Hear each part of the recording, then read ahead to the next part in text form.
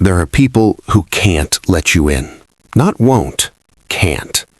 You'll find them in relationships that feel close but never quite intimate. Present but unreachable. Caring but guarded. The walls, the distance, the feeling of always standing outside something locked. They aren't cold or heartless or playing games. They're protecting something buried so deep they've forgotten where the key is. But here's what nobody talks about. They feel the distance too. They watch others connect effortlessly and wonder why their chest tightens when someone gets too close. Because society says vulnerability equals strength, but their body whispers that exposure equals danger. Every attempt at emotional intimacy feels like a threat to their nervous system. Psychologists describe this as attachment avoidance and affect phobia. It's not about caring less, it's about how their brain processes emotional exposure. Vulnerability requires dropping defenses, sharing the unedited self, risking rejection of who they actually are. For some, that feels natural. For others, it triggers primal fear. Researchers studying attachment patterns find that emotional unavailability often stems from early experiences where openness led to pain. Their brain learned a simple equation: emotional exposure equals danger. So it built walls, not consciously, automatically. What looks like coldness is actually terror masquerading as indifference. Here's the paradox that creates suffering. They desperately want connection, but can't tolerate the vulnerability it requires. They want to be loved, but panic when someone gets too close. They crave intimacy, but sabotage it the moment it feels real. They attract people who want depth, then run when depth is offered. So they stay in the shallow end, keep conversations surface level, share facts but never feelings, and feel simultaneously safe and lonely. If you've ever pushed away someone you cared about because their closeness felt suffocating, you know this hell. The world calls it fear of commitment. They experience it as fear of annihilation, the unbearable tension between longing and terror. We live in a culture that demands emotional transparency. Share your feelings, be vulnerable, open up.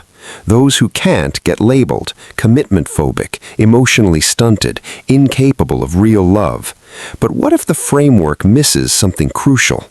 What if emotional unavailability isn't a character flaw, but a survival mechanism? Scientists studying trauma find that emotional shutdown protects against overwhelm. For people whose early emotional experiences were dangerous, unavailability isn't a choice, it's an adaptation. What if they're not withholding love, but protecting themselves from what love has historically meant? The world insists vulnerability is strength. They've learned vulnerability is weakness that gets exploited. That's not dysfunctional. That's lived experience creating protective architecture. This pattern almost always begins in childhood. Maybe they grew up with a parent who used their emotions against them, where vulnerability became ammunition, where sharing feelings meant later manipulation. So they learned early, keep everything locked inside. Or perhaps they had a caregiver who couldn't handle their emotions, who shut down when they cried, who needed them to be fine, always fine. Over time, that became identity, the one who doesn't need anyone, the one who handles everything alone, the one whose feelings remain mysterious even to themselves. Not because they're defective, because a child's brain adapted to an environment where emotional expression wasn't safe. But here's the truth beneath the pathologizing. People who are emotionally unavailable often possess remarkable self-reliance and emotional regulation. They don't fall apart easily, don't dump their feelings on others, don't require constant reassurance. Their boundaries, though rigid, are clear. Research on independence shows that self-sufficiency is valuable, even if taken to extremes. They've learned to survive without external validation. To process pain privately, to stand alone when others would crumble, that's not entirely pathological. That's strength born from necessity. But the gift becomes a curse when self-reliance prevents all interdependence, when walls that were once protected now imprison. when they can't lower defenses even when it's finally safe. Psychologists call it the intimacy avoidance loop. It begins when someone gets close, real closeness, the kind that requires emotional honesty. Their nervous system floods with panic, fight or flight activated by love. So they create distance, pick fights, withdraw, become suddenly busy. The other person feels the shift and either pursues harder or gives up. Either response confirms their original fear. People either smother you or abandon you. The cycle tightens. Each failed relationship proves the danger of opening up. Soon, they're only capable of surface connections. Anything deeper triggers the shutdown. What started as protection becomes automatic. They're not choosing unavailability anymore. It's choosing them. In ancient contexts, emotional guardedness had survival value. Showing weakness in hostile environments meant exploitation. Keeping feelings hidden protected from predators, both animal and human. That instinct remains embedded. But modern intimate relationships require different skills. They demand emotional transparency, mutual vulnerability, the ability to be seen fully. For people whose nervous systems are wired for emotional concealment, modern intimacy feels impossibly dangerous.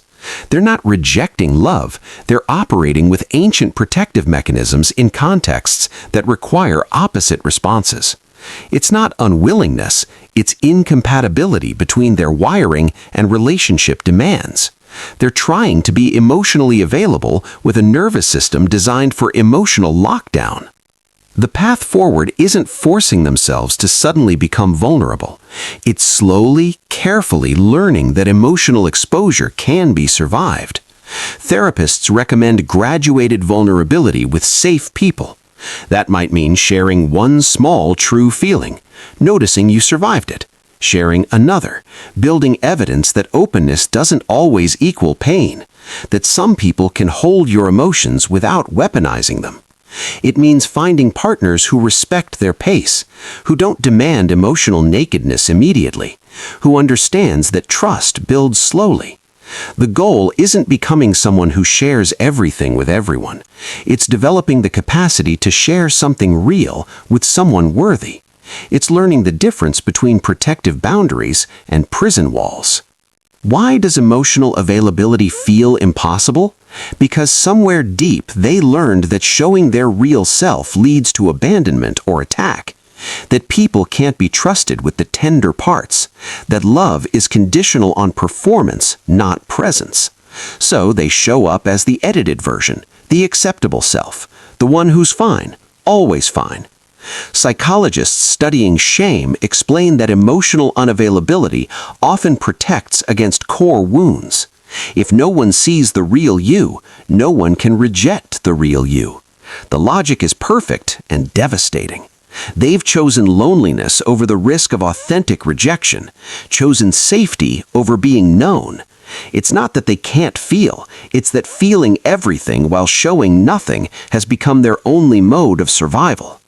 Here's what others miss. When emotionally unavailable people finally let someone in, it means everything. They don't give their trust easily or casually. When they choose vulnerability with you, they're offering something they've protected their entire life. Their love isn't performed or proclaimed, it's demonstrated through the walls they slowly dismantle, through the feelings they haltingly share. Social butterflies proclaim love loudly. These individuals whisper it through showing up, through staying, through the small moments when their guard drops and you glimpse who they are beneath the armor.